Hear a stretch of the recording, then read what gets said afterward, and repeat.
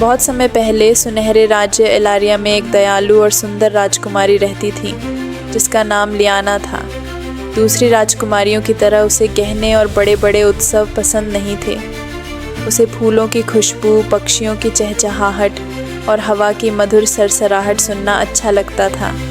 राजमहल के पीछे एक जादुई बगीचा था जिसे फुसफुसाता बगीचा कहा जाता था। कहते हैं बहुत समय पहले एक बुद्धिमान परी ने इस बगीचे को आशीर्वाद दिया था। सूर्योदय के समय फूल धीरे धीरे गीत गाते थे और पेड़ उन लोगों से अपने रहस्य साझा करते थे जिनका दिल सच्चा और पवित्र होता था। हर सुबह राजकुमारी लियाना नंगे पांव बगीचे की पगडंडियों पर चलती थी। वह गुलाबों से प्यार से बात करती, गिरे हुए पक्षियों को उनके घोंसलों तक पहुंचाती और अपने हाथों से नए पौधे लगाती। एलेरिया के लोग उससे बहुत प्रेम करते थे क्योंकि उसका हृदय सूरज की तरह उज्जवल था। लेकिन एक वर्ष भयानक सूखा पड़ा। नदियाँ सूख गईं, खेत बंजर हो गए और फुसफुसाता बगीचा मुरझाने लगा। फूलों ने गाना बंद कर दिया, पेड़ चुप हो गए। राज दरबार के सलाहकारों ने राजा से कहा, हमें दूर दूर तक पानी की खोज करनी चाहिए। पर राजकुमारी लियाना को विश्वास था कि समाधान कहीं पास ही है। एक रात वह बगीचे में गई और सबसे पुराने पेड़ के पास घुटनों के बल बैठ गई।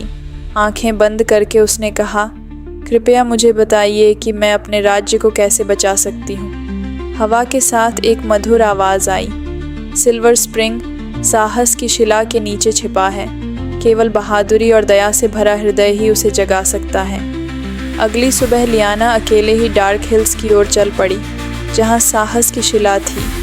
लोग उन पहाड़ियों से डरते थे क्योंकि वहाँ घना कोहरा और अजीब परछाइयाँ हो रहती थी। उसका दिल डर से कांप रहा था, पर उसने अपने लोगों को याद किया और साहस के साथ आगे बढ़ती रही। रास्ते में उसने कांटों में फंसे एक हिरण को मुक्त किया। उसने अपनी पानी की बोतल एक थके हुए यात्री के साथ साझा की।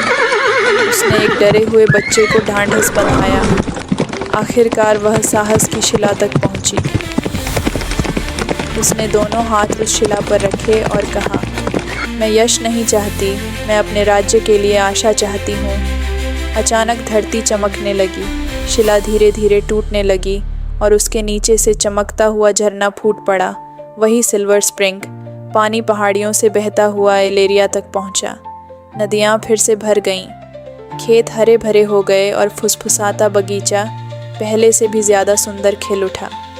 जब राजकुमारी लियाना वापस लौटी तो लोगों ने खुशी से उसका स्वागत किया, पर वह बस मुस्कुराई और फिर से अपने पौधों को लगाने में लग गई। उस दिन के बाद एलेरिया फिर से समृद्ध हो गया, केवल जादू के कारण नहीं, बल्कि एक ऐसी राजकुमारी की दया और साहस के कारण जिसने हार नहीं मानी।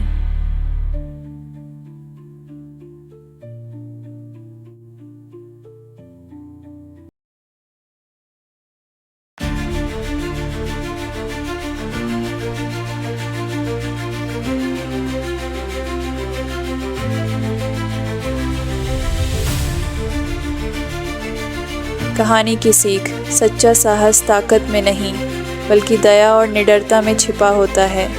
अगर आपको राजकुमारी लियाना की यह सुंदर कहानी पसंद आई हो तो कृपया लाइक, शेयर और सब्सक्राइब ज़रूर करें। आपका समर्थन हमें और भी प्यारी और प्रेरणादायक कहानियाँ लाने की प्रेरणा देता है।